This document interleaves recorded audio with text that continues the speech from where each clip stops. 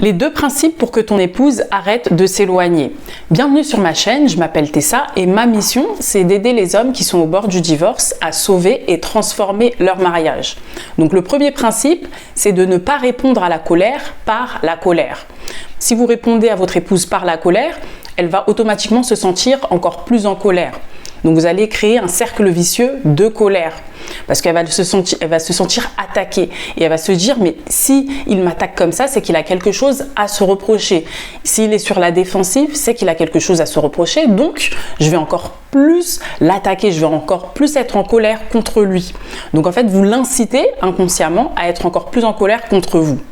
Aussi, lorsque vous vous mettez en colère contre votre épouse, elle ressent encore plus de méfiance parce qu'elle se dit mais finalement en fait je ne peux pas me confier à cet homme. À chaque fois que je lui dis quelque chose, que je le critique, que ce soit en positif ou en négatif, il s'énerve.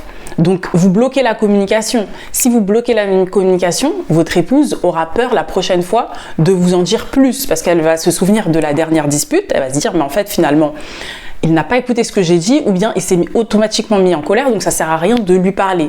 Et si elle ne vous parle pas, malheureusement, vous ne pourrez jamais régler vos problèmes. Le fait aussi de vous mettre en colère crée également cette méfiance, mais aussi ça vous pousse à vous focaliser sur votre ego, l'ego de votre épouse et votre propre ego. Pourquoi ? Parce que en vous mettant en colère, vous vous focalisez uniquement sur la forme, c'est-à-dire l'attitude de la personne en face de vous, le ton, l'intonation qu'elle prend, les mots qu'elle utilise. Vous allez plus vous baser sur la forme, c'est-à-dire, oui, si elle vous a dit quelque chose qui vous a blessé, au lieu de vous concentrer sur le fond du problème. Donc, l'origine, la racine même de la dispute. Vous allez totalement mettre ça de côté et avoir des critiques qui sont superficielles. Donc, finalement, ça ne règle rien puisque vous n'allez même pas vous concentrer sur le problème, ça va vous éloigner de la solution. Vous n'allez plus penser solution, puisque vous ne pensez plus rationnellement lorsque vous disputez. Vous êtes sur vous pensez à l'instinct de survie, donc vous répondez automatiquement pour vous défendre, puisque vous essayez de survivre et votre épouse va également essayer de survivre. Donc finalement, ça va pas vous aider et ça va créer du ressentiment, encore plus d'émotions négatives, ce qui fait que votre épouse va vous associer votre présence à des émotions négatives. Elle va se dire mon mari est égal émotion négative, ce qui est déjà le cas puisqu'elle a déjà demandé le divorce. Donc elle pense déjà que vous êtes quelqu'un de toxique. Et c'est pour ça qu'elle veut s'éloigner de vous. Donc vous devez faire le contraire, lui montrer que vous êtes le contraire de quelqu'un de toxique. Vous devez lui générer en elle des émotions positives au lieu d'émotions négatives. Donc la solution pour ça, pour ne plus être en colère, c'est de vous éloigner pendant 10 minutes au moins, 10 ou 20 minutes. Vous lui dites, j'aimerais marcher pour reprendre de la clarté, pour éviter de m'emporter et pour me calmer. Et ensuite vous revenez. Donc c'est pas une fuite, c'est pas je fuis la discussion, non, c'est je m'en vais pour reprendre, pour avoir un état d'esprit beaucoup plus clair, pour être beaucoup plus calme et posé, pour avoir une discussion beaucoup plus constructive. Vous partez marcher pendant au moins 10 ou 20 minutes, le temps qu'il le faut, le temps de vous calmer et ensuite vous revenez avec l'esprit clair. Deuxième principe, pour éviter que votre épouse s'éloigne, c'est de poser des questions au lieu de vous justifier pendant une discussion.